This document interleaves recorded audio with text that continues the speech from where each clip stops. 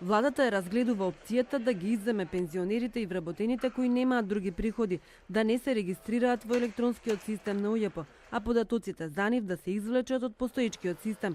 Премиерот Заев вели дека се уште нема конечно решение, зашто по бурната реакција во јавноста, во тек се преговори со експертите од Европската Унија, со чија поддршка се прави даночната реформа. Зошто УЈП сега не може да ги преземе постоечките податоци за сите граѓани и да ги вметне во новиот систем.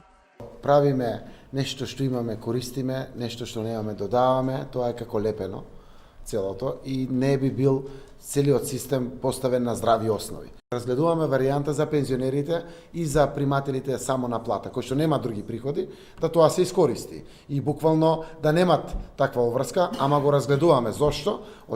Со сериозна експертска помош имаме од Европската делегација и со Европската помош.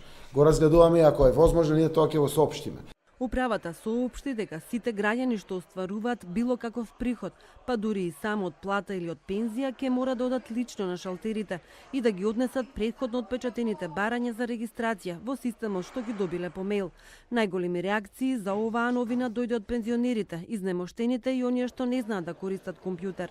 Ние сакаме со ова да ги подобриме услугите на граѓаните, како што доликува на една земја која што е во европска земја, како што е насекаде граѓаните не треба да се грижат.